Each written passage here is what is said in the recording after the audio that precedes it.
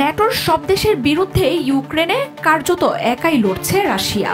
শত উস্কানিতেও নিজের সবচেয়ে বড় শক্তির প্রয়োগ করেননি ভ্লাদিমির পুতিন।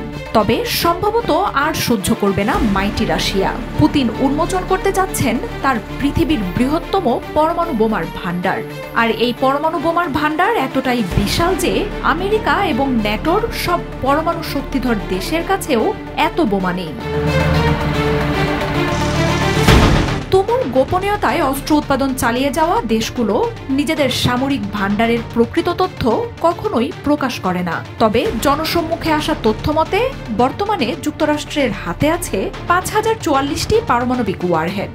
ন্যাটোভুক্ত দেশ যুক্তরাজ্যের ভান্ডারে 225 এবং ফ্রান্সের হাতে আছে 290টি পরমাণু অস্ত্র।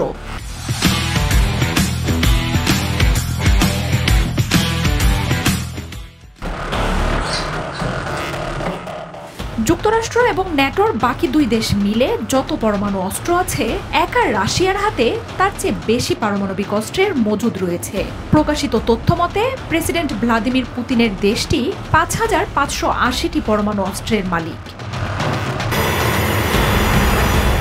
মানব ইতিহাসে এখন পর্যন্ত আবিষ্কৃত সবচেয়ে শক্তিশালী পরমাণু অস্ত্র যার বোমা রয়েছে রাশিয়ার হাতে। 100 মেগাটনের এই বোমাটির বিধ্বংসী ক্ষমতাকে নিরাপত্তার স্বার্থেই কমিয়ে 50 মেগাটনে নামিয়ে এনেছে রাশিয়া। এই বোমার আঘাতে কেন্দ্র থেকে 62 মাইল এলাকা পুরো ছাই হয়ে যেতে পারে। এছাড়াও পারমাণবিক ইন্টারকন্টিনেন্টাল ব্যালিস্টিক মিসাইল সারমাত এবং ইয়ার্সের বিধ্বংসী ক্ষমতাও অকল্পনীয়। বোরেই পারমাণবিক সাবমেরিন, বুলাভা, রুবেজ, বুরেস্তেনিকের মতো পারমাণবিক ক্রুজ মিসাইল এবং অস্ত্রও রয়েছে রাশিয়ার হাতে। 2023 সালে বেলারুশে মোতায়েন করা ইস্কান্দারও পারমাণবিক মিসাইল।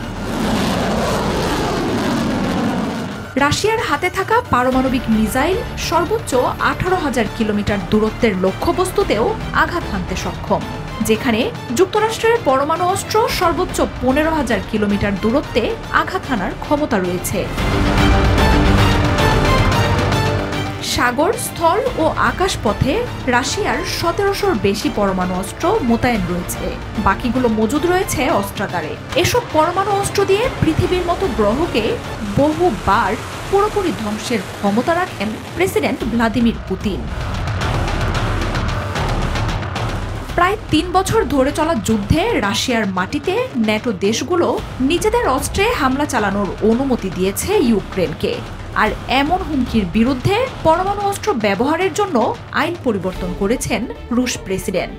যুক্তরাষ্ট্র ন্যাটোর যাচ্ছে তাই আচরণের জবাবে তাই যে কোনো দিন হয়তো পরমাণু অস্ত্রের হামলা চালাবে রাশিয়া। সেই শঙ্কাতেই এখন কাঁপছে বিশ্ব। এসব অস্ত্র যে যুদ্ধক্ষেত্রে নির্ভুলভাবেই কাজ করবে সেই বার্তা দিতে 700-র বেশি সফল পরীক্ষাও চালিয়েছে রাশিয়া।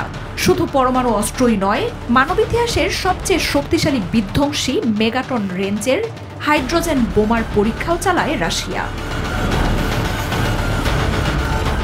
জল, স্থল ও আকাশ সব পথেই হামলা চালানোর মতো পরমাণু অস্ত্র মজুদ রয়েছে রাশিয়ার কাছে। শীতল যুদ্ধের প্রেক্ষাপটে 55,000 পারমাণবিক ওয়ারহেড উৎপাদন করে দেশটি।